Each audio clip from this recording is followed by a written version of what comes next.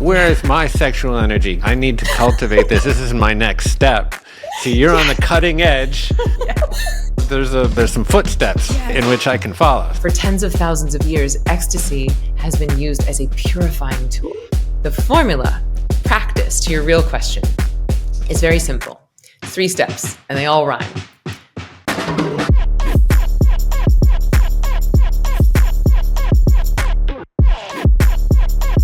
Emily Fletcher, welcome back to the Commune podcast. What a treat. Is this my second time on? Third?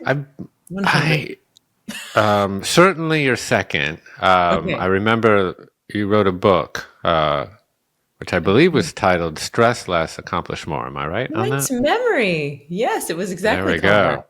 Yep. Well, I've been doing my meditation, which enhances Your memory is memory, sharp. apparently. And that was a number of years ago. I mean, that seems pre-COVID. It was. Right? It was 2019, so right before COVID. Yeah.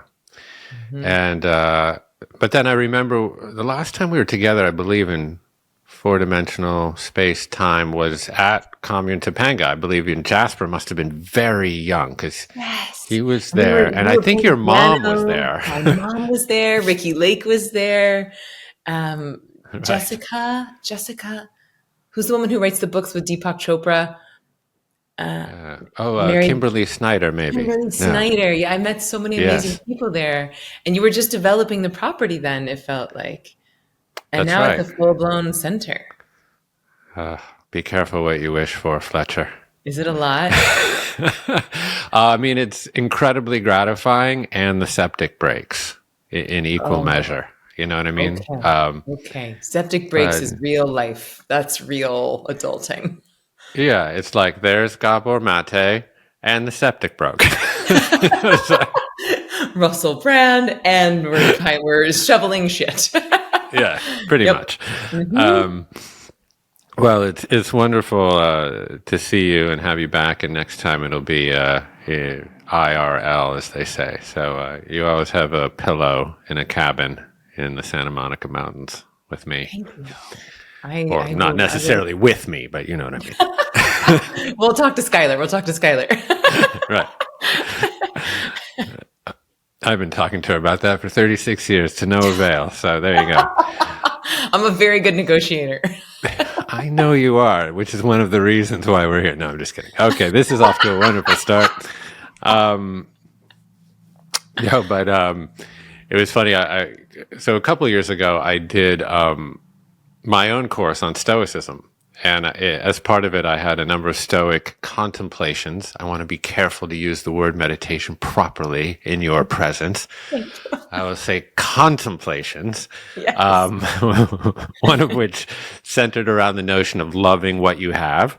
And this sort of centers around the idea that in this inexorable search for happiness, we always feel like there's something out there, some external agent that will fulfill our perceived discontents, etc.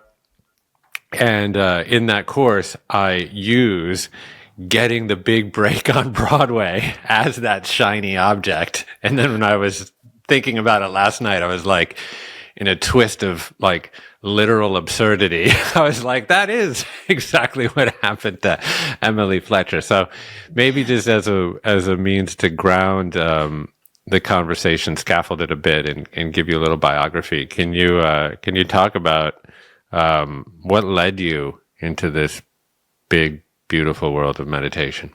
So it was right before that. It was a big, beautiful world of Broadway. And it was very much what I dreamt of doing since I was a little girl. Since I think 4th grade, I read the newspaper. I was on the floor of my mom's bathroom and I saw an ad for a place called Young Actors Theater. I said, Mom, I want to go here.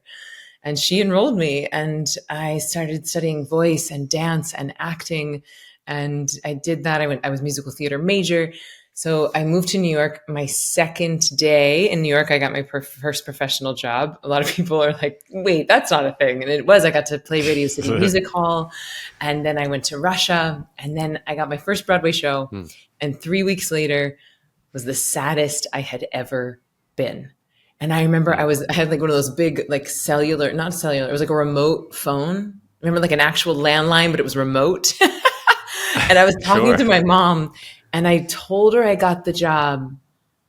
And then she said something, and I remember I threw the phone across the living room and I like slid down my kitchen wall, sobbing in tears in a very dramatic fashion, as only a 21-year-old could, as only a 21-year-old who had just achieved her lifelong ambition could. And I remember thinking, why am I so sad? And it wasn't until later that I realized, oh, I'm more interested in the happiness of pursuit than I am the pursuit of happiness. That I was actually happiest when I was moving towards the goal and towards the dream and taking classes and auditioning. And then once I got the goal, I didn't know what to work towards. And I thought, oh, okay, well, I'll be happy in my next Broadway show, my next boyfriend, my next agent, my next zero in the bank account. And I did that for 10 years until finally I started going gray in my 20s, started suffering from insomnia, getting sick and like confused, like I'm doing it. I'm doing the thing. Why am I miserable? And then I found meditation. Long story short, first day of my first class, I'm in a different state of consciousness that I had ever been in before. I liked it. That night, I slept through the night for the first time in 18 months. I have every night since. That was 16 years ago. I stopped going gray. I didn't get sick for 8.5 years. I started enjoying my job again. And I thought, why isn't everyone doing this? So it's not just the name of my podcast. It's actually like what that is. When I find things that work, I cannot help myself. I'm like, burp, burp, burp, burp, burp, burp. Like I have to shout it from the rooftops. I think we're similar in that way. And so I went to India. I trained for 3 years to be a teacher. I opened up Ziva back in 2010. Made the world's first online meditation training, which seems inconceivable now, but we didn't know if it was going to work or not. And then shortly thereafter, it felt like meditation became so mainstream, like it's almost passé now to be a meditation teacher, which back then it's hard for people under 40 to remember, but it was like weird and only monks meditated. And my ex-husband wouldn't talk about me as a meditation teacher at cocktail parties because it was too weird. And then the book came out in 2019, which is when I got to meet you. I did a book event at Wanderlust. I was on the podcast. And then in 2020, I don't know if you noticed, but like the world changed a little bit and my life changed very dramatically as well. And I discovered all of these new tools, all of these embodied manifesting tools. And it felt like nature started fire hosing me with this, like fire hose and sacred sexuality. And I was like, wait, this is amazing. And thank you personally. But it felt like nature was doing that for another reason. It was like, hey, you know that thing you did for meditation? Now it's time to do that with embodied manifesting. Now it's time to do that with sacred sexuality. And so now here I am again, finding myself with these tools. And I'm like, why isn't everyone doing this? It's just these tools are a little bit more taboo and a little bit spicier. I think that's your natural habitat, though, to be on the bleeding edge of things, right? It's like, oh, meditation, yeah, we sort of done that. It's on the cover of Time magazine every other week. Now I need to move on to something a little bit more on the edge. But, it's funny when you describe that, the joy of the pursuit. Yeah. And really, that is actually tied into the dopamine reward system. It's actually the anticipation of the thing that triggers that process. Is that the scrolling? It's like, what's next? What's next? What's next? Yeah. In fact, it's funny. I came across, do you remember Winnie the Pooh? I mean, you have a young son. He might have grown out of Winnie the Pooh at this point, but there's this wonderful... Can you ever really grow out of it, though? No, clearly not, because I'm about to quote it. Where there's a scene where I think Christopher Robin asks Winnie the Pooh, like, what's the favorite thing that ever happens in your life or whatever? And he's just about to say, like, when I eat the honey, but he says, no, it's that moment just before I eat the honey. And of course, your Broadway job, the honey, a new car, that new boyfriend, a new house with the fancy turrets, whatever it is, there's always another, glistening object that appears on the horizon, the moment that Amazon package arrives and we cut the ribbon off it. And so, as a means to actually find contentment in life, yes, we can continue to sort of bridge that chasm between where we are and where we think our happiness is, by continuing to, inexorably chase things outside of us. Or, we can be here now in gratitude with what we already have. And this is, I think, meditation is obviously useful in myriad ways, but that's one way, is to ground us in the loving of what we already have. I think, one decent place to start with is just stress, because, at Commune, we do these annual surveys, to about 1.2 million people or something on our email list. And we say, hey, what's up? What do you need in your life? What's troubling you the most? And stress and anxiety are always atop the list.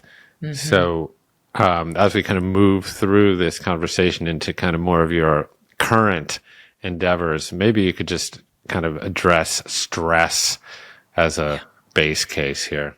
Yeah. It's interesting because I think you just named it. I would define stress as the distance between where you are and where you think you should be.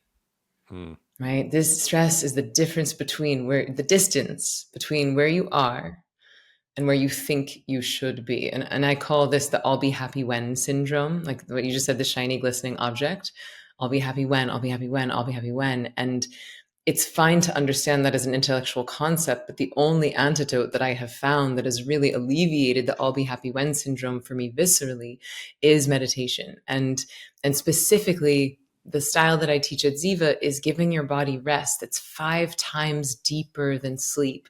And that's an important point, because when you give your body that deep rest, it's not just healing itself from the stress from today. It's not just like, oh man, election's coming up and, my kid's home from school and my boss looked at me sideways.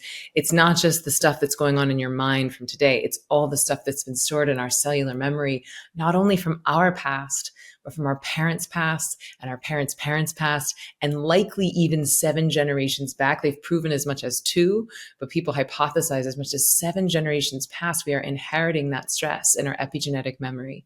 And so meditation is not just like a cute bubble bath for your brain. It's not just about handling your stress in today or like a state change for today. You are actually going in and de-exciting your nervous system. When you de-excite something, you create order. When you create order in your body, then that lifetime of accumulated stress can start to come up and out. So the beautiful part is that you're not just going back to homeostasis. You're not just going back to even. You're actually giving yourself more bandwidth, more computing power, more energy, because your body is not working so hard, being mired down with that accumulation of stresses that we've all been going through, especially over the last many years, especially as AI speeds things up, especially as our soil becomes more depleted, especially as we continue these environmental and social burdens that we have on us as individuals and societally. We need deeper and more potent tools to bring us not only into balance, but into bliss. It's like we incarnated for joy. We incarnated for pleasure. We incarnated because we wanted to have fun in the 3D, not just like run around like freaking out about everything we have yet to accomplish. And so what I invite people to do is they're like really deciding, do I want to invest this time in myself? Do I want to invest this time in these practices? They say, okay, just think about yesterday. How many minutes of how many hours just yesterday did you spend worshiping your worries? Most people are like 2, 6, 8 hours. I'm like, okay, 15 minutes. Would you take 15 minutes of those 6 hours you spent worshiping your worries and flood your brain with dopamine and serotonin? Wake up that internal cocktail of bliss chemicals that nature has installed inside of you so that you can then go deliver that bliss to your family, to your lover, to your kids, to your job, to your mission. And when people think about it like that, they're like, oh yeah, that sounds good. Yeah, I think as you point out, we're not just meditating for ourselves. We're meditating in the grandiose scheme for the universe, but also for our children. And, as you point out, I know this doctor named Rachel Yehuda has done all that work on epigenetics, studying the progeny of Holocaust victims in, I think it's Cleveland, Ohio. And she shows how these methylation markers are passed down kind of transgenerationally, even to kids who grew up in middle-class Cleveland, and so we have to take responsibility, not just for ourselves, but, for the world around us and for the people that we love. So there's just really, no reason, as you say, not to, find the profitability in this practice. I like the term chain breakers, which I've just recently learned of like, Nice. who among us is going to break the chain? And what I like to argue is that it doesn't have to suck. Like it might hurt a little. Yes, it's, all of us have been trained to not feel our feelings, to not cry, to not be angry. So you might have to feel some feelings, but even that can be fun. You can even find ecstatic bliss in the releasing of the feelings. And so I'm just championing for, can we heal? Can we solve these challenges and have a great time doing it?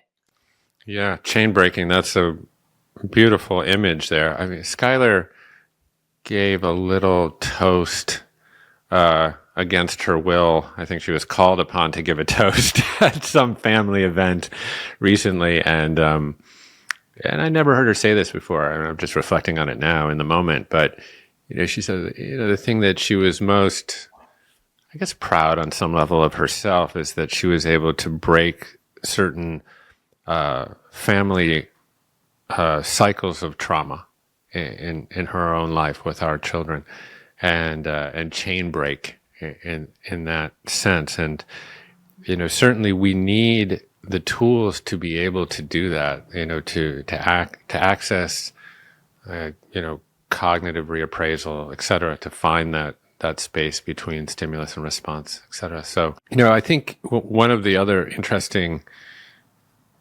elements of stress, particularly like when it's chronic, because acute stress can be very protective and adaptive, as I've heard you talk about many times in, fight or flight on the Serengeti, et cetera, as a biological imperative to stay alive. But when we get into chronic stress, it really has a detrimental impact on creativity, because when you think about what happens when you're in a stress state, so your pupils dilate, you become your attention becomes very, very narrowed, for good reason, on the Serengeti.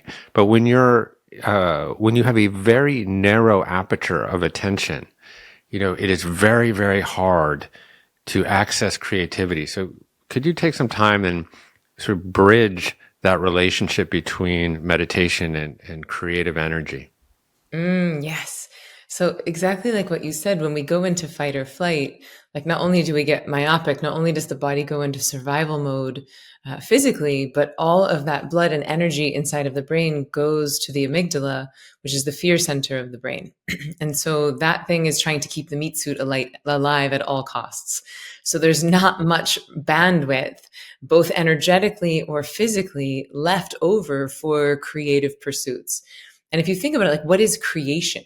Like at its purest form, like one of the most potent, divine, creative acts we can do as humans is make another human, right? It's like birth another baby. And so this creation, and so the sexual energy, creation energy, creativity, all of that goes way to the back burner if evolution is not sure that this body is going to stay alive. Like it needs all of its resources to protect this one. And so when people are feeling chronically burned out, when people are not able to hear their intuition, when people are not able to make decisions, usually it's just an indicator that they've been dealing with too much low-grade fight or flight for too long. And then the brain starts to wire in that way. It's like, what wires together, or what fires together wires together. And so we start to build these neuro grooves and these highways in our brains. And then it's like, oh, well, that road is paved. I'll just take that paved road right back to the amygdala, right back to the fear center. So the beautiful part about meditation is that we're not just changing things energetically, we're actually changing things chemically. So instead of just producing that adrenaline and cortisol, which are acidic in nature, which prematurely age the body, we then start to stop that production and then start to produce more dopamine, more serotonin, which are alkaline in nature. So the chemistry changes. But then what's more exciting to me is that you can change neurogenesis. You can increase the brain's ability to create new neurons, and you strengthen the corpus callosum, which is the bridge between the right and left hemispheres of the brain. And when all of that energy isn't going into the amygdala, you have more blood, more energy to start to light up more of the brain. And so if you look at a brain scan of someone meditating, it's similar to someone on mushrooms or LSD, because it's like that neurogenesis, that blood and energy spreads around more of the brain. It's like more of it lights up. And so from my understanding, a creative brain is a brain where the left and right hemispheres are functioning, not necessarily in equal measures, but they're both lighting up and they're communicating with each other. Now, we know that meditators have thicker corpus callosums than non-meditators, which again, that is the bridge between the right and left hemispheres of the brain. Now, we know that, this is obviously a gross oversimplification, but right brain is intuition, present moment awareness, downloads, creativity, flow, colors, and left brain is, math, logistics, planning, past, future. And I almost think of them as masculine and feminine, right? The left brain is that masculine structure, timing, boundaries, planning. But the right brain is the thing that animates the structure, right? If the light doesn't come into an atom, it dies. If there's not the gel in the middle of the cell, it dies. Like, we really do need that balance between masculine and feminine. And I think if you look at a human brain, it's a perfect example of that. Nature gave us 50-50 for a reason. And yet most of us are using 90-10. And I think that that's because of stress, because we are constantly protecting ourselves and looking out for what's the next threat. So what the beautiful part about meditation is that it gets you out of that fight or flight. It moves you into what I call stay and play. Like I said, whole brain lights up, neurochemistry changes, neurogenesis increases, corpus callosum gets thicker. This communication between past and future and present moment, masculine and feminine, all of this starts to balance out. And so I think that some of the challenges that we're facing on the planet and as a species are a direct result of this imbalance of masculine and feminine, this imbalance of structure and flow. And so my hypothesis is that if we could get more individuals into this beautiful relationship between the left and right hemispheres of their brain, their masculine and feminine sides, that we would start to see a rebalancing of masculine and feminine energies on the planet. And that to me is a very exciting proposition for the future, because I don't know that we can account for the amount of magic that is capable when we start to rebalance that. Beautifully articulated. There's a friend of mine, this woman, Lynn Twist. I'm not sure you ever came across her, but yeah. I love Lynn. She has a kind of an indigenous prophecy that she talks about. She obviously goes to the Ecuadorian rainforest quite a bit. And she talks about like a great condor or some sort of really beautiful big bird who's just flying with its masculine wing, and its feminine wing has not yet to be unfurled. And if you can imagine that, what happens? Well, you're just flying in circles, right? You're not soaring. You're not using sort of the innate structure of the bird to catch the wind and just to effortlessly flow with nature. So, and in this prophecy, of course, it's an optimistic one. Like slowly, this great condor unfurls its feminine wing, and, the world comes into the kind of balance that our hearts know is possible. And of course, this is also part of, traditional Chinese Taoist philosophy, et cetera, with the, most typified by the yin yang, right?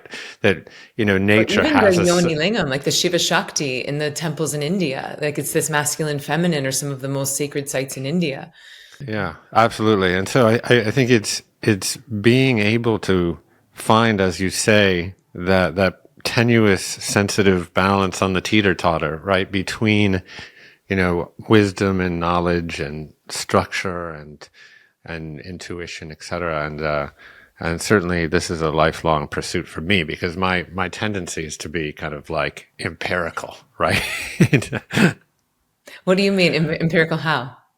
Well, like, I'm looking for, like, I want the empirical evidence, and I'm going to, read PubMed until I, can't keep my eyes open any longer, instead of intuitively listening to my body and actually checking in with how I truly feel.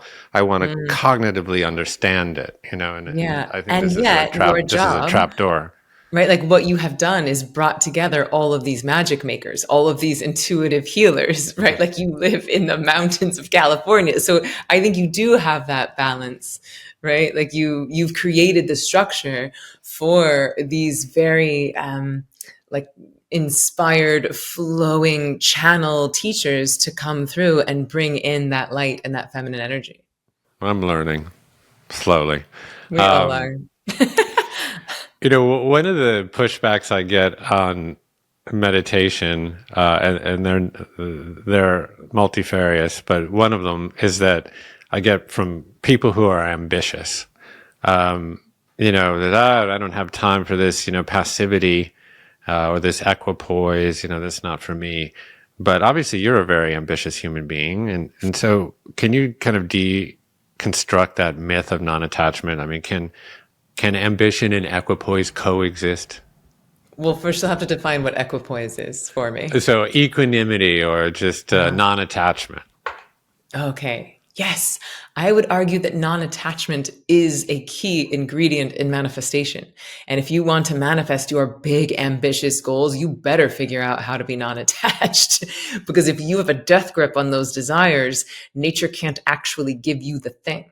Like if you think that that next company acquisition or the next car or the next whatever, next million followers on Instagram is going to make you happy, then you're not doing the thing that you started the podcast with, which is celebrating what is, right? Savoring what is. And I think that enthusiastic gratitude for what we have is the fastest path to enthusiastic gratitude for what is on the way. So one, detachment, equipoise, thank you for teaching me that word, I would say is a key ingredient in manifesting your big ambitious goals. But to speak to meditation and how it can actually allow you to accomplish more. I mean, my book is called Stress Less, Accomplish More, which is hilarious because I think if I were to write that, I don't know that I would write that book again today with this world, with this climate, because I do feel like the world is changing. I do feel like we're moving more into a feminine, aligned, magnetized, discern, like flow sort of energetics on the planet. I would write the book again if I was starting back in 2017, right? Because my gift is taking esoteric concepts and communicating them in a way that is attractive and accessible to a mainstream audience. So I'm just going to meet you where you are. And hilariously, I think what I've been doing my whole career is being like, hey, here's this medicine, right? Here's this thing that is going to bring you this equanimity, that is going to allow you to savor the now. But I've been selling it as a thing that's going to get you that shiny next object. Yeah, it's so funny. It's actually, I was something that I was thinking about last night in anticipation of this conversation, because one of the things I was going to ask you is sort of demystifying the practice. We talk a lot about that. We got to demystify the practice so we get more people under the tent, right? Yeah. But does kind of marketing the practice, with a litany of future benefits like optimal performance and productivity at work, et cetera, does that sort of hollow out the true purpose of it? Obviously, you're using it as a very effective lure, given that you've now taught more than 60,000 people to meditate. So it seems to be working. But how do you think about that? Yeah, thanks for addressing that. Like for me personally, and I'm nobody's purist, right? Like the people who want to like go to the core of the core are going to go to the caves of the Himalayas and study with those teachers.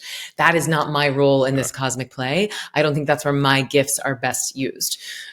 My gifts are best used of being a bridge, being a translator, like really bringing things to a mainstream audience and making it fun and entertaining and being like, hey, you guys, sit quietly in a chair and you're going to have better sex and you're going to make more money. Hey, did you know that you could actually use your pleasure to pray? Did you know you could actually tap into your sexual energy and then get more of all the stuff that you want? And here's my moral justification for that. Here's why I feel okay sleeping with myself at night is that I don't care why you start meditating. And I have enough anecdotal evidence at this point that it doesn't matter if you start meditating for the most shallow, superficial, materialistic, greedy reasons.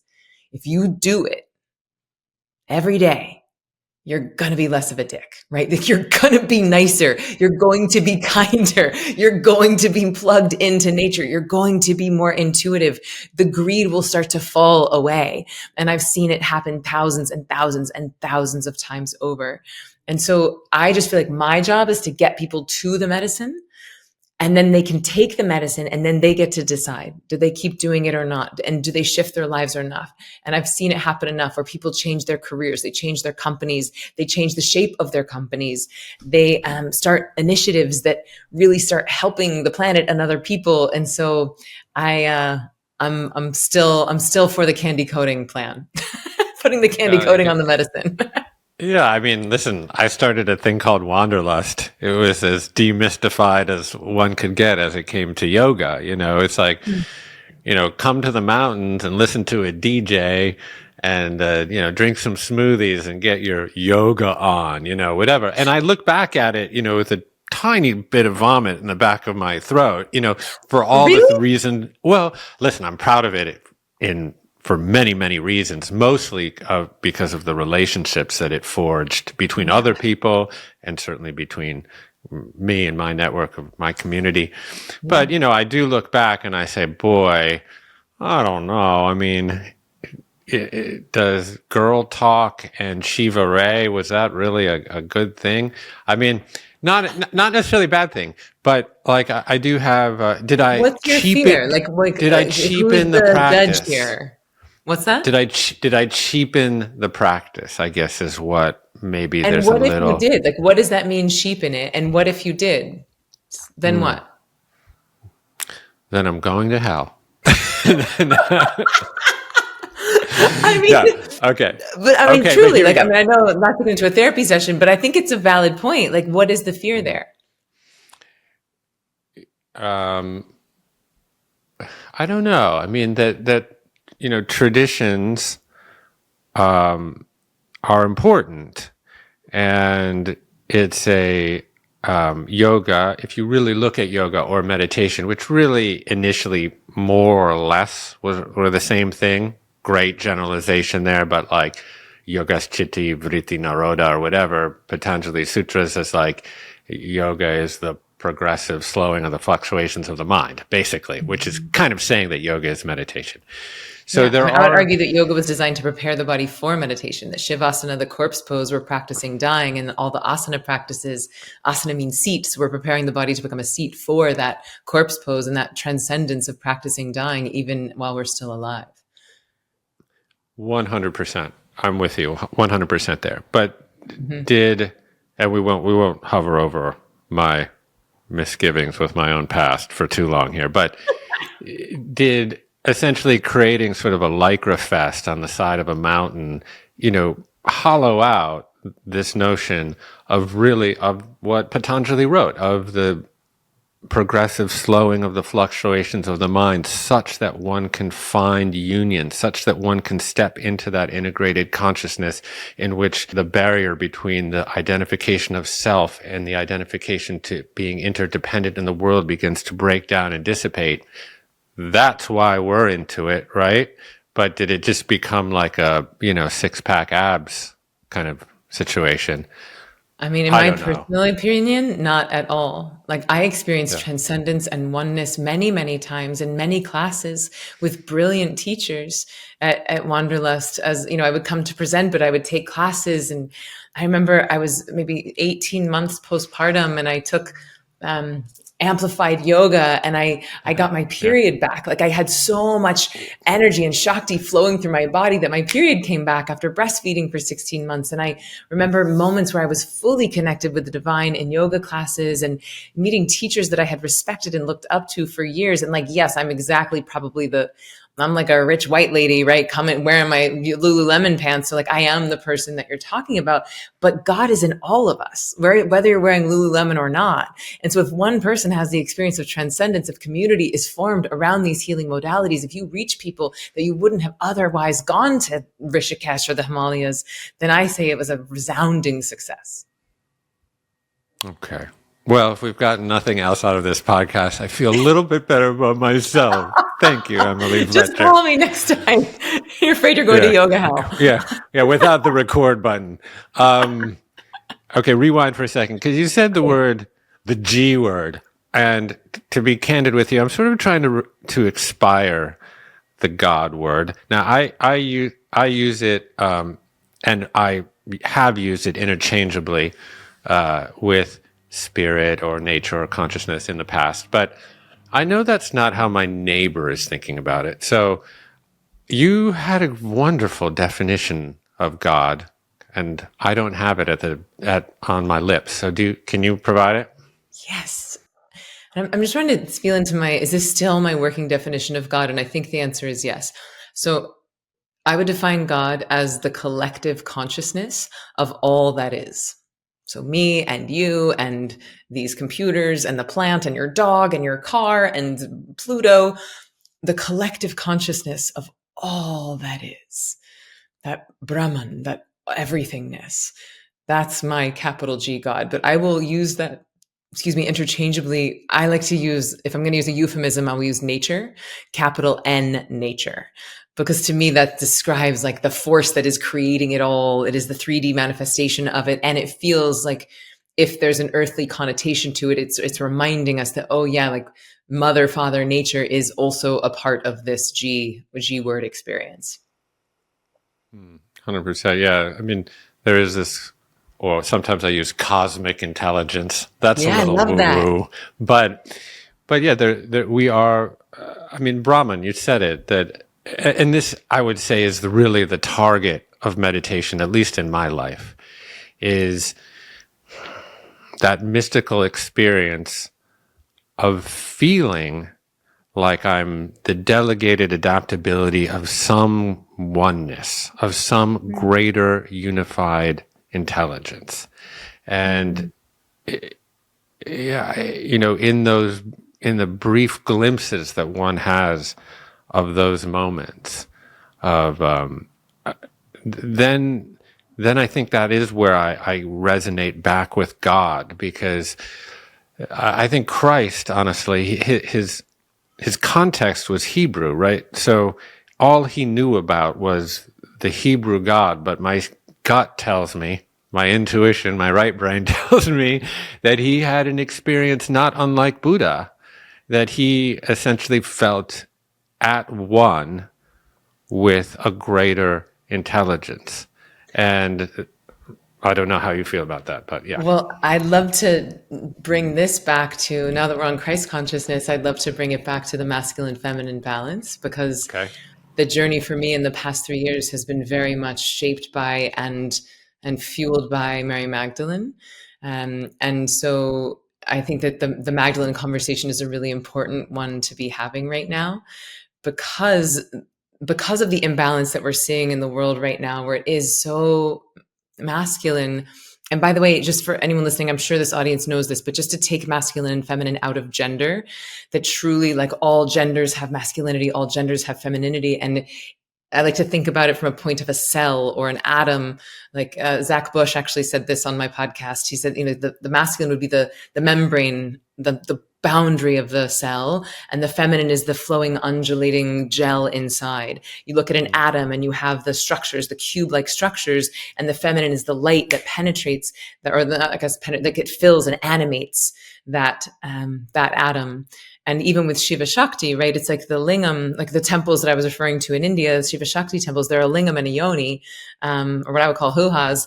But it's like the lingam would be flaccid until the Shakti energy comes and wraps around it and activates that masculine energy. And so in most creation mythologies, there is the masculine and the feminine, like you said, the yin and the yang, the Shiva and the Shakti. And from that balance, creation happens. And what we've seen in the West, and certainly in Christianity, is the very deliberate removal of the feminine from the mythology. And so Mary Magdalene in the Bible is represented as a whore. And yet in the teachings that I've been studying, and in the I guess interactions that I've been having energetically, she was a disciple of Isis, the Egyptian goddess of motherhood and fertility and sex and magic, and a deep tantrika, like had been studying these ancient energetic tools in India. And there's even arguments, depending on who you're talking to, that Jesus and Mary Magdalene spent time in India, spent time in Egypt. Like there's 3 years that are not accounted for in the Bible and by historians. And so the thing that I just think is important to bring to light is that Mary Magdalene seems like this almost this feminine version of Christ consciousness, and that it took the two of them together, both in these very realized states, seeing each other to create the kind of impact and the kind of healing that happened at this moment in history that allows us to still talk about their consciousness thousands of years later. And so I think it's important, because if we want to bring a feminine balance back onto the planet, we need to start to look at the places in our history and in our mythologies that the feminine has been removed. And, the Magdalene manuscripts have been like ripped out of the Bible, like scraped off of the tablets. And yet, if we are to solve these challenges that we're facing now as a species and have a great time doing it, I think we want to find that masculine feminine balance inside of ourselves. Yeah, so interesting. Yeah. And then, of course, this brings up the other Mary for me, who was depicted, of course, as a virgin, chaste. And, the only way that the Son of God could be born was, through immaculate conception. So we've ripped that sexual energy, the act, out of the equation, because this corporeal body here is base and of the earth, and to the earth it will return, and our soul we need to sublimate it through denying it. And, wait a minute. The whole reason that God or goddess incarnated was so that they could enjoy the body thing, like so they could enjoy the body time. Why are we trying to skip it? Yeah, and then in some strange twist of cannibalism, we're supposed to eat the transubstantiated blood, drink the blood and body of Christ, such that we can then go to heaven. I mean, the whole thing is very strange. This summer, I did a bit of a priestess pilgrimage to Greece, and we went to Eleusis, Crete, and Delphi. Oh, really? Oh, man. Yes, and I went to Eleusis based on, to study the Eleusinian mysteries, inspired by the book, The Immortality Key. Have you read The Immortality Key? No, but I heard him interviewed, and it was just absolutely fascinating, and I've been quasi obsessed with it now. So. Yeah, 10 out of 10 would recommend. I would highly recommend having him on the show. I'm trying to get him on my show as well. If I do, I'll connect you if he's down. But so Brian Rescu, 10 years he spent researching not only in the Vatican Library, but in the private papal library, like what was going on in these ancient ceremonies, and where these priestesses were serving plant medicine, doing fertility rituals, and counseling generals, poets, scholars, philosophers, Plato, Aristotle. Yeah, totally. Yeah, for 3,000 years, the Eleusinian mysteries would happen. So, his argument, Brian Rescu's argument, is that when we eat the cannibalistic, drinking the blood of Christ and eating the body of Christ, that this is a euphemism for the ingestion that was happening in the Eleusinian mysteries, where people were actually ingesting some sort of a psychedelic, maybe the precursor to LSD, ergot, maybe some sort of a mushroom mixture. And now they've actually have the technology to go in and look at the molecules of the chalices that they were serving. And they have found remnants of these psychedelic ingredients. But the thing that is so interesting is that in taking the psychedelics, you are communing with the divine, right? You are transcending your individuality and connecting to totality in a similar way that we do in meditation, in a similar way that we do in pleasure practices, in full ecstatic practices, where you transcend your individuality and connect to totality. And so it feels like that when you go to church and drink the grape juice and have the cracker, that's like a facsimile, a faint facsimile of what it might have been like to plug yourself directly into God, to turn up the dial on your own divinity, which is what so many indigenous cultures have been doing since the beginning of time. And again, I think that's a bit more feminine, right? Where you're everybody plug in yourself. We don't have to go through a lineage or a structure or a tradition. We know that this is in all of us, that animating force is equal and beautiful in all of its expressions. Yeah, beautifulully put. Sometimes I think about, if you were to have this experience of Christ consciousness, in Southern Baptist church in Alabama and stand up in the middle of the congregation and being like, I am the Son of God. That would be like blasphemy. But, if you did that within a Hindu or Buddhist context, it would just be like, whoa, good job. You woke up to who you really were. Yeah, you are, and And so am I. I'm God, yeah, you're God, we're all God. And by the way, I'm from Tallahassee, Florida, and I was raised Southern Baptist, so you're speaking my yeah, language. yeah. So let's get into some of your current work. I mean, in embodied manifestation and wherever you want to take it, because I want to tap into what you're most efflorescent over. Ooh, your vocabulary is just so tittillating. Okay, so yes, embodied manifestation. I think let's start there. So, what I've been teaching with Ziva Ziva was meditation for many, many years. And then the Ziva technique is mindfulness, meditation, and manifesting. And I really do find that when you do those three things together, the whole is greater than the sum of its parts. And I believe that if you try to, like, meditation without manifesting is fine. Like, you're going to have that experience of connection and presence that we were talking about.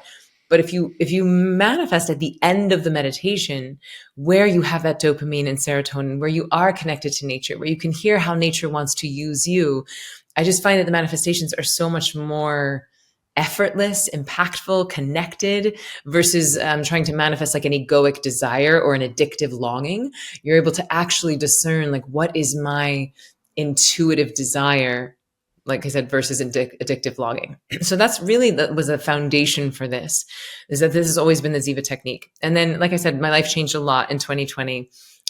Went through a divorce. 3 weeks later, met my best friend who's a world famous Tantra teacher, met my cosmic love. A few weeks later, moved in with Regina Thomasschauer, AKA Mama Gina, also known as New York Times bestselling author of a book called Pussy, a Reclamation.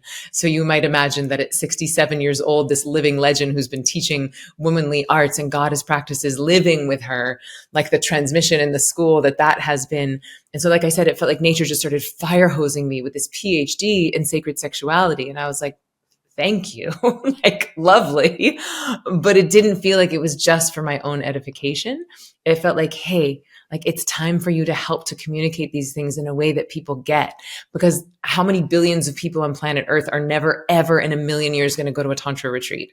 How many billions of people on planet Earth would never even think that their own pleasure, that the pleasure chemicals that nature has installed inside of them could possibly be used as a form of prayer?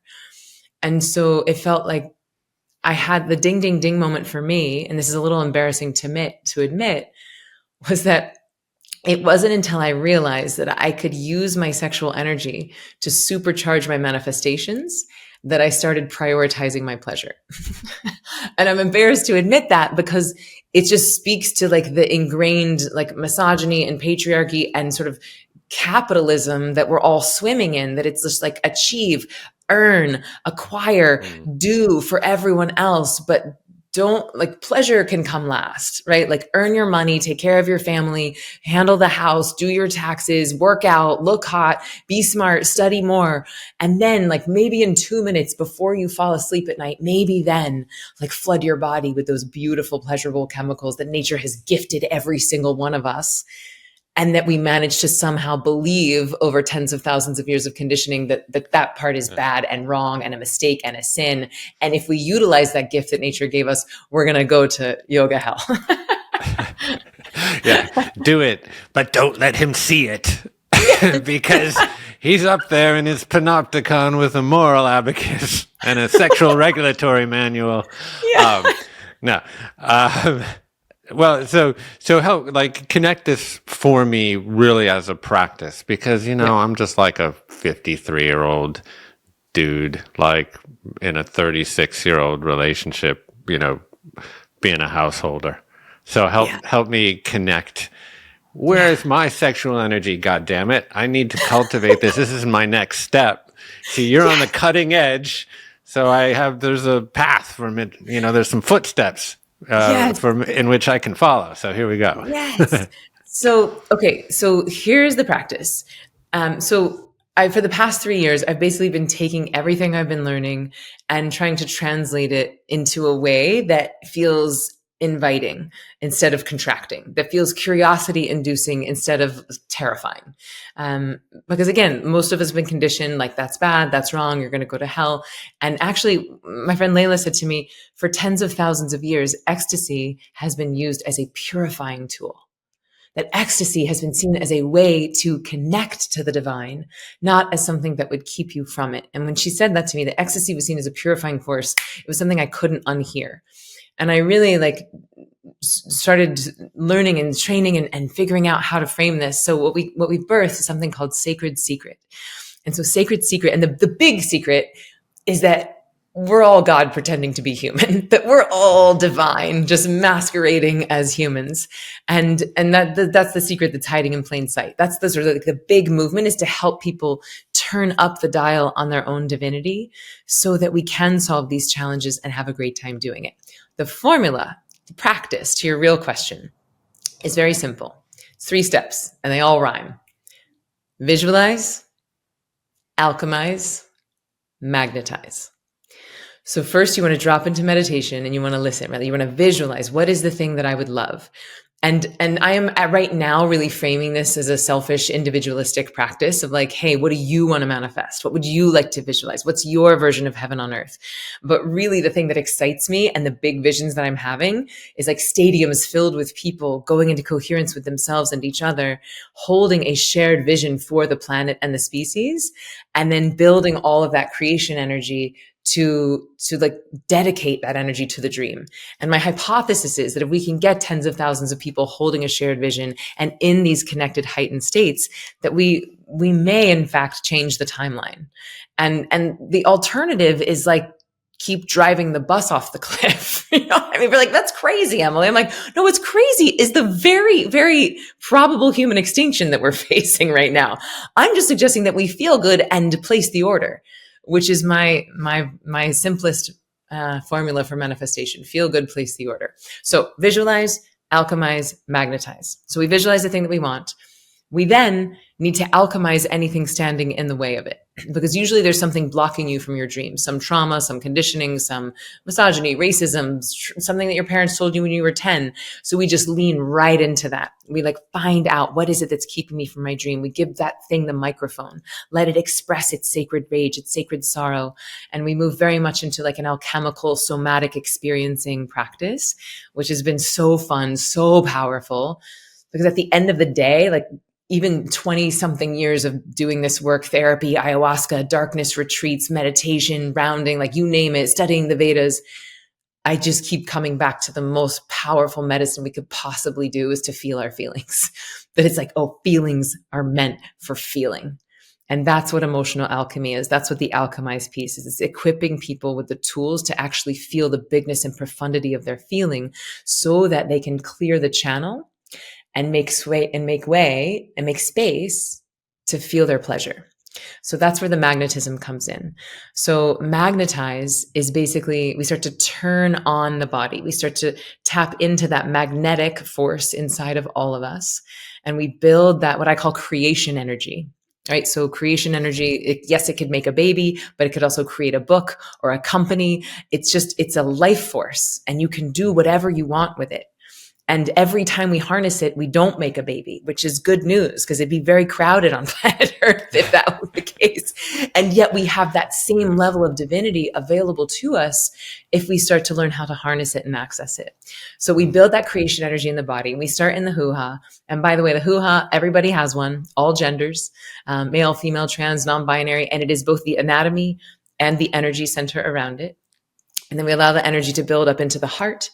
And by the way, the electromagnetic frequency of the heart is about 5,000 times more powerful than the head. But then we allow that energy to build all the way up into the head. And at the moment of peak pleasure, at the moment of heightened bliss, then we send all of that energy to the dream. It's like you're dedicating that energy to the thing that you are manifesting, almost like you're making love to your dream. And the cool thing about Sacred Secret is that what I'm talking about right now is like, sure, like very, rated R. It's very, like I'm talking about using your sexual energy, but it can be done with play. It can be done with breath. It can be done in a really simple, innocent way. And you can use the same formula: visualize, alchemize, magnetize. So if you were to kind of leverage more of your sexual energy to sort of Mhm. create this Kundalini rising or this creative outburst, are there tools or practices that you recommend specifically as a means to kind of harness the hoo-ha energy? I mean, is Mhm. this self-pleasure or is it group pleasure, or how do you think about it? Yeah, so I actually just led an at-home retreat. We just closed the ceremony last night, and I had hundreds of people from all over the world like doing this formula: visualize, alchemize, magnetize. And last night in the closing ceremony, I had everyone work on the energetic plane. So last night, no one was touching themselves, no one was doing self-pleasure, but they already knew how to access it, so they could do it even in a hands-free way. And so they were able to access these heightened, very pleasurable, very creative, very magnetic states, even without a physical manual self-pleasuring practice. So you can do it on the energetic. You can also do it with breath. I teach a breath called lifegasm breath. And so I'm happy to just show it now, which is fun. So you just breathe in through your heart, exhale all the way to empty. And at the bottom of your exhale, it's like you want to let your hoo-ha open, like a flower is opening. And then you take a long, slow inhale and you squeeze your hoo-ha and you keep inhaling and you breathe that energy up into your heart. And you keep inhaling and you breathe that energy all the way up into the middle of your brain. And you keep inhaling and you squeeze your hoo-ha. You imagine that your spine is like a tube of toothpaste and you're squeezing all of that energy up into the middle of the brain. And you take one more sip of air and you squeeze, and one more sip of air and squeeze, and then exhaling, all the way to empty, imagining trillions of cells just flooding with all of that bliss and ecstasy and creation energy. And you do that 3 or 4 times. And then what starts to happen is in the brain, there's the pineal gland and the pituitary gland, and one looks very much like a penis and one looks very much like a womb. And in this spot in the brain, it's called the hall of Brahman, right? So Brahman, again, this God consciousness, this everythingness. And if you do this breath a few times, the pituitary gland will actually ejaculate into the pineal gland. And it's like you have this little brain gasm, and it secretes like the precursor to melatonin, which is then the precursor to DMT, which is the God particle. So when I say we are turning up the dial in our divinity, I do not mean that as a euphemism. I mean, you are actually chemically starting to flood your own brain with more God particles. And when you do that, and then you line your head, heart, and hoo-ha up with each other, they get into coherence with each other, and then you're pointing all of those to your dream, it starts to feel like magic. It's not magic, but it's an amplification of everything that works about manifestation. You're just doing that on 11. Well, I know what I'm going to do this afternoon. Amen. Yeah. Yeah, I had like Tom's wintergreen pouring out of my ears there for a second. Really? Just in one breath? Well, yeah, it was toothpaste. I was squeezing the tube. Oh, But great. here's the Okay. I thought thing. you felt like minty in your brain.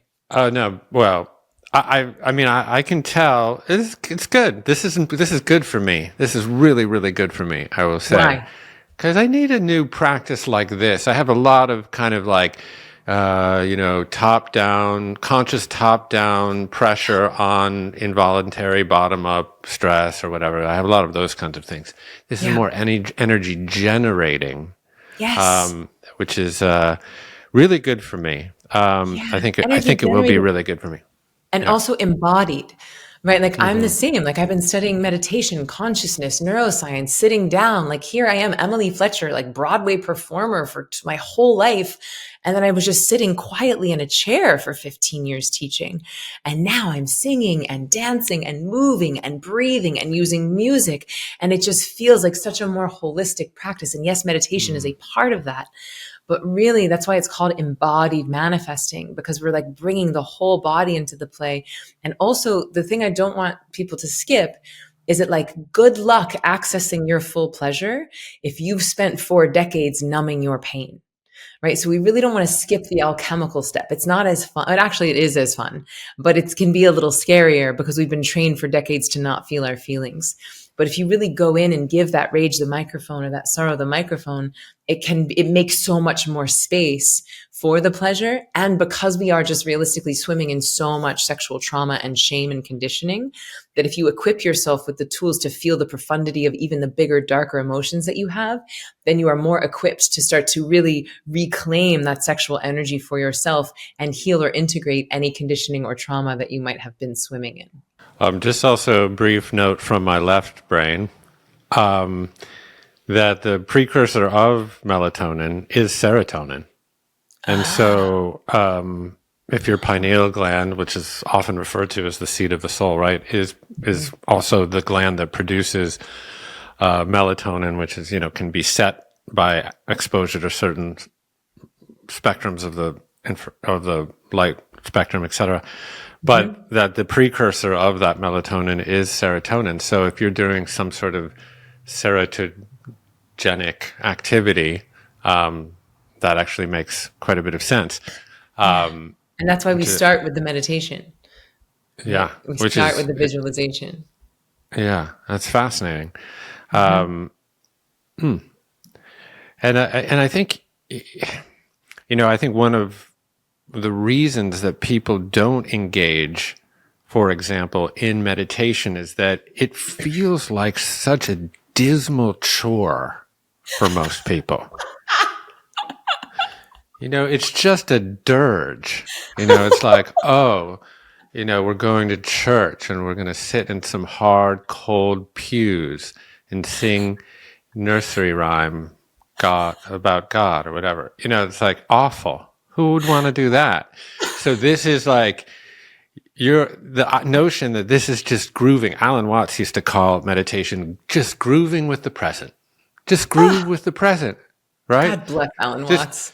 I know. I just have fun. I mean, you're a dancer. This is another thing he used to say. He's like, people didn't dance to get anywhere. You don't go and do a dance to get to a certain place on the floor. You dance to dance because it's joyful to do.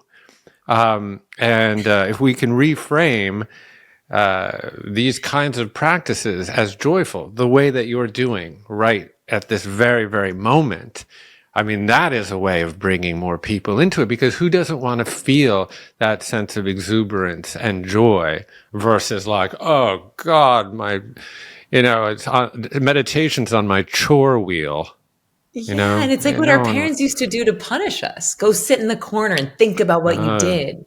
Right. And so now we've been trained for our whole lives not to feel our feelings. We have a backlog of unfelt feelings. We've been punished by sitting with ourselves. And then now we're like, every high performer on the planet is like, meditation is my key to success. And you're like, oh God, I got to go sit and do that. And so, that's why I try to make this stuff as fun and entertaining as possible. And by the way, I don't think that Sacred Secret is a replacement for meditation. I think that meditation really is the foundational work. It's like the thing that makes the soil fertile to plant the seeds inside of it. But you're right. Like we can make the whole thing a little bit less of a dirge. Yeah. Like sometimes when I'm entering my meditation practice, I'm like, oh man, I got a lot to do today. Am I going to make this a priority? And I'm like basically harvesting reasons not to do it. And then I'll be like, wait a minute, why don't you sit here and just groove with the now? Don't complicate it. Just groove with the now. I'm jumping around a bit, but there was this fascinating paper. I think Andrew Huberman referred to it at one point, and I know he's a big fan of yours.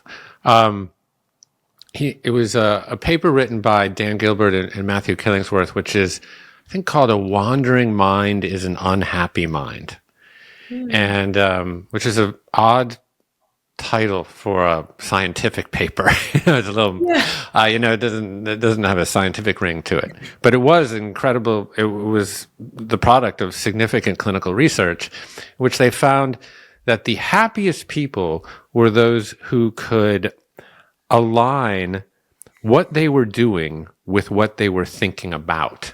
So essentially yoking action and intention. And of course, in this day and age, we're almost always thinking about something other than the thing that we're doing. Especially with social media. What's this person doing? What's that person doing? What's their plan? What's that? Yeah. And, so one of my practices is to be very open to this notion that I'm not going to shut off the spigot of thoughts, right? And they're going to come in and they're going to arise and they're going to subside. And yes, I'm going to witness them, etc. But to what degree can I refine my capacity to constantly come back to that breath, come back to that single pointedness of mind. And then just as a practice, and that, yes, it will punctuate my quotidian life down the line if I continue to do it. Great. I like that too. But just the act of doing it is like is fun. It's a game. It's something to enjoy. It's like, oh, that's now. beautiful. You found the pleasure even in the practice itself, like a dance, and that I'm doing it for the point of doing it. Yeah. It's like Sudoku. but not really, I really like that. And I would say, it's a bit of a counter argument to what I've built my whole career on, is that we meditate to get good at life, not to get good at meditation. But I think that you've been practicing, I imagine, so many different styles and so many different ways that have probably come off and come back on. And so the fact that you are a bit in it for the now of it, I really love this. Yeah. It's we always joke, my daughters are all dancers. At least my younger two are dancers. And when Skylar's grandfather was alive, it's like, oh, what do you want to be when you grow up? And we want to dance. We want to dance, And he would say, oh, well, there's no future in that.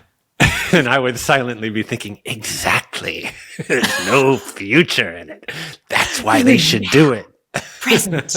They're winning the game. He thinks they're playing a different game, but they're playing the real game of presence, joy, flow, bringing the frequency of heaven to earth right here, right now. So good. So you don't come off as someone with a meditation practice, and I mean this kind of as a compliment, strangely, but like, what we're used to is, have you ever seen Eckhart Tolle? Have you ever seen him in person? And he doesn't do shit. In the nicest, most powerful way, he comes out on stage. It's actually amazing for anyone who hasn't ever seen him. It's a very Spartan stage setup. I've seen him in a big theater. Yeah. And so he comes out, there's like a little rug and an armchair. And he comes out and, there's this nervous chatter happening. Beige suit. Yeah. And before he comes out, there's this nervous chatter in the little pockets of chatter peppering the audience. And he comes out with no fanfare, no introduction, and he sits in the chair. And he just sits there. And slowly people catch on that he's there.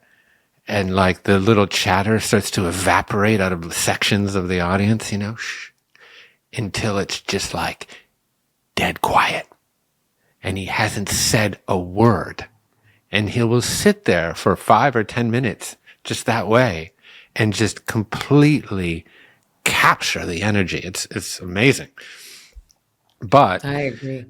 And he's very powerful and obviously has done so much for the practice and to spread the practice. But he's not, he's a gifted orator in his own way, but he's not effusive. You're effusive, right? Your energy is on full display.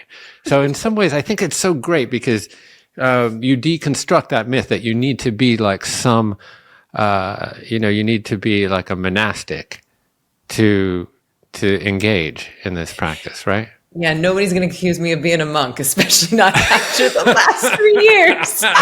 Just leading hundreds of people into simultaneous climax, holding a dream for the species. It ain't monastic what I'm up to. But thank you so much for bringing this up. And first of all, mad respect to Eckhart Tolle. The first gig I ever got, I had just graduated as a meditation teacher, and I don't know how, but I got invited to speak at the Saban Theater. And I was sandwiched between Reverend Michael Bernard Beckwith and Eckhart Tolle. I was like a baby little meditation teacher. And I just had Reverend Michael Bernard Beckwith on my podcast as well. And I was crying tears of gratitude because he's been so instrumental in my life and in my journey. And like, I watched The Secret when I was 22 years old, and it just felt like a real full circle moment. Anyway, Michael Bernard Beckwith did a stand-up set. First time ever in his life, he had done a stand-up comedy, 10 minutes. It crushes. And then I'm on next, and I'm backstage just like so nervous. And the stage manager's like, go. And I walk on stage, and then they start playing a movie on top of me. Like they said, go on the movie, not on me. So I'm on stage just at the wrong time. 2,000 people.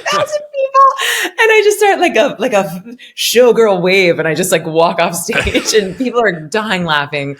It was so funny. But the reason I'm telling this story is that Eckhart Tolle, he said in the program, everyone had put what they were going to be talking about. And then Eckhart said, content will be determined in the now. And I was like, mic drop. Like, I cannot wait to get to the point in my career where I'm like, bitches, I'm not going to tell you what I'm going to talk about. I'm going to just channel it in the moment. Which I really appreciated. And I get these feedback a lot. He trusts himself implicitly, right? He just trusts himself.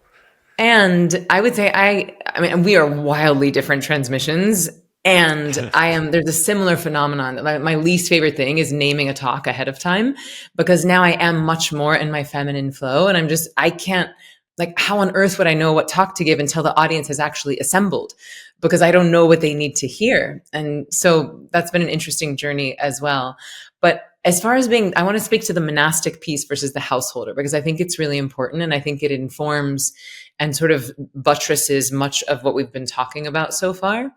And I think that there's been a big game of telephone and a big mistranslation when it comes to some of these austere practices and some of the, not austere is not the right word, some of these practices that bring us home to ourselves, some of these practices that help us to viscerally remember our own divinity. And I think, I mean, I'm sure it's happened many ways in many times, but specifically with India, because there are 2 mountain ranges on the top and 2 oceans on the bottom, it was geographically protected for a really long time. And I think that's why we associate so many of these practices with India, yoga, meditation, breathwork, tantra. I think that many, many indigenous cultures were practicing their own versions of this, but they didn't have that same architecture to protect it. So it took a few more thousands of years before we could traverse those mountains and sail those ships to actually invade that country. And they were very smart about protecting the knowledge.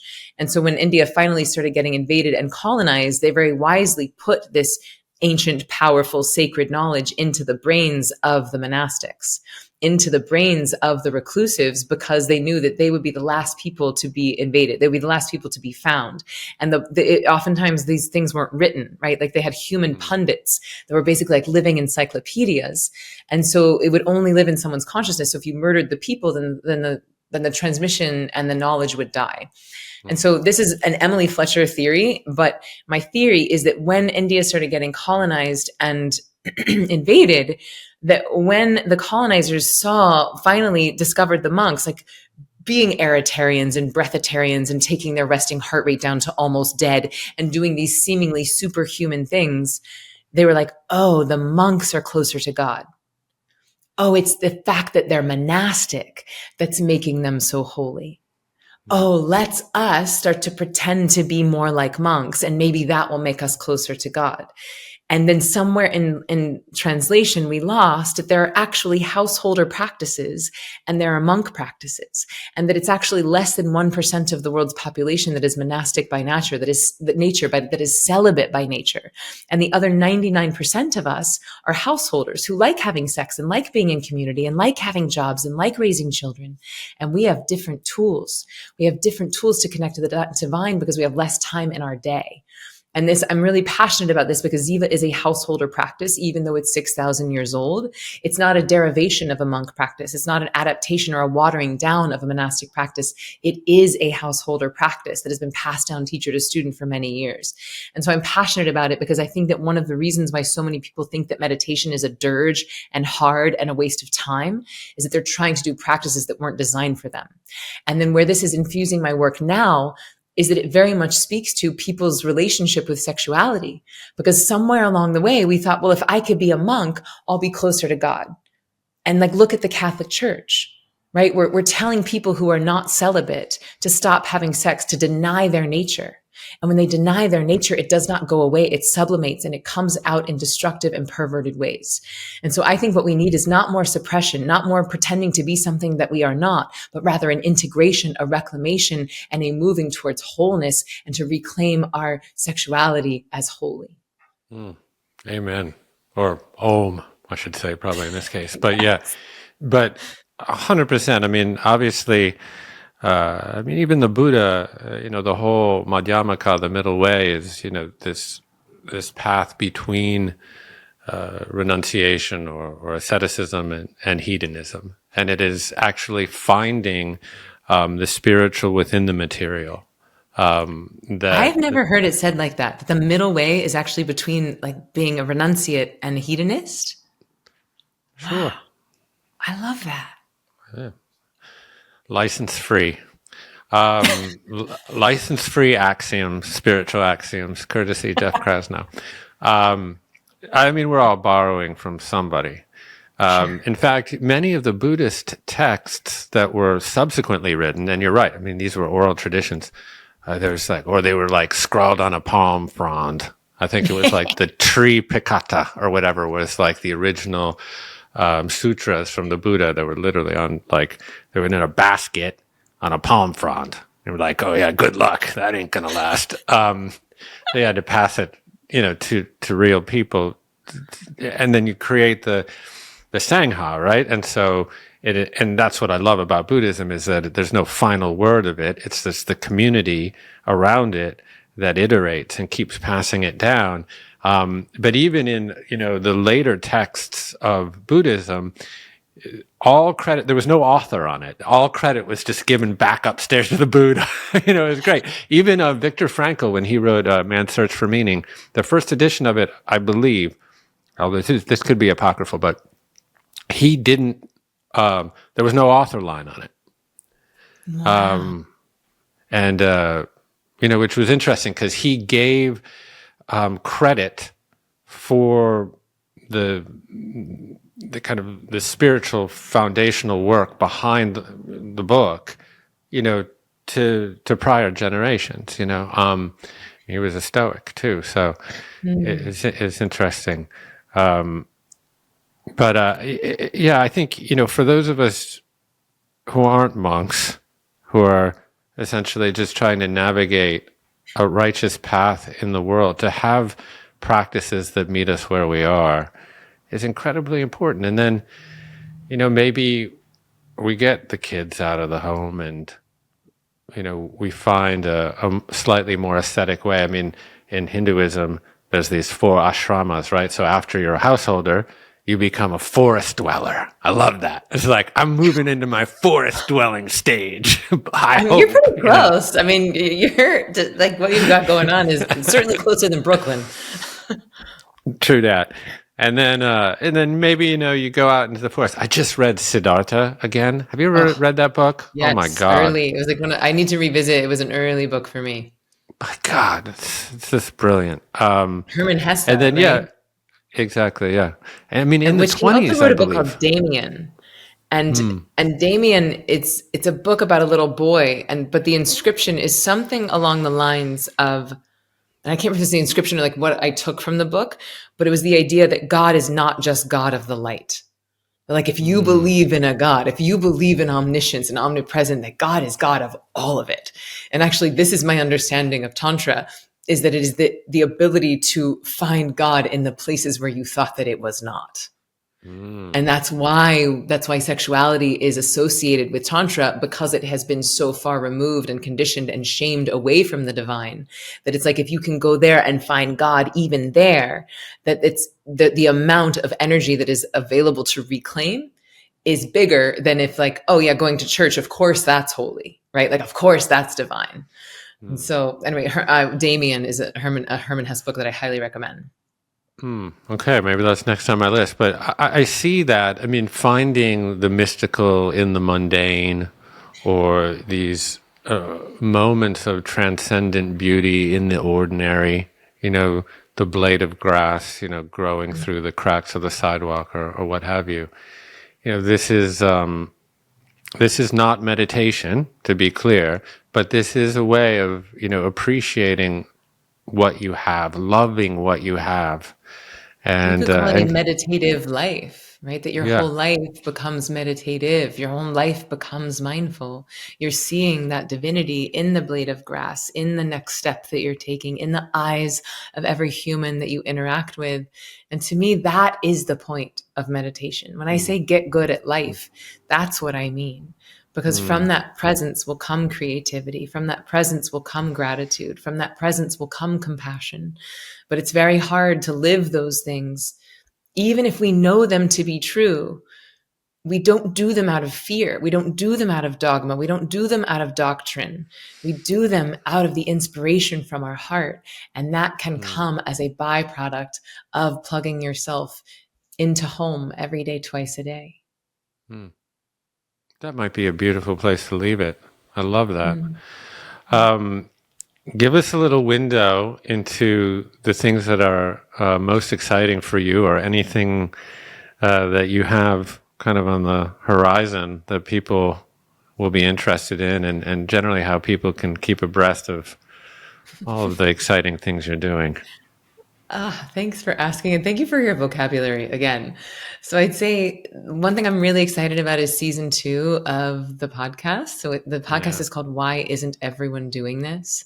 And amazing humans, like I mentioned, Reverend Dr.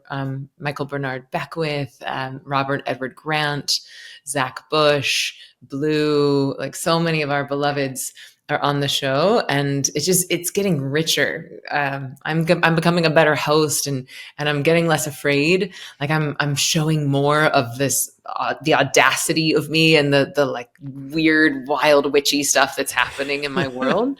Yeah. So why isn't everyone doing this is the show. And the other thing I'm really, really excited about is the healing that's happening on these sacred secret retreats, because it's 5 days. It's a moment to unplug. It's a time to go and feel safe. It's a time to really reclaim your energy from any traumas or shames that have happened. A time to really embody the feelings and feel the feelings in a place of safety. And I've led 3 so far. We're about to do our 4th, and the people who walk into those rooms are not the same people that walk out. And really what I mean is they become more themselves. Every person leaves hotter, brighter, happier, like more radiant, plugged in with their own beauty. And so the Sacred Secret retreats are really exciting for me right now. And then also it feels just like a new chapter for Ziva. Like, Ziva Online is probably the easiest way. Like if people are like, wait, my meditation does not sound like what this lady's talking about, I'd say Ziva Online is probably the place where they would want to go, because it's fun, it's entertaining, it's only 15 minutes a day for 15 days. And at the end, you're going to have this foundational practice that allows you to come home to yourself every day, twice a day. Oh, So and good. it's all at zivameditation.com. All that stuff I just said, zivameditation.com. Yeah, we'll be sure to put it in the notes. And I don't know if Commune Topanga can meet your scale, but perhaps there's a retreat to be had there. I would So love that. we'll take that offline. Yes.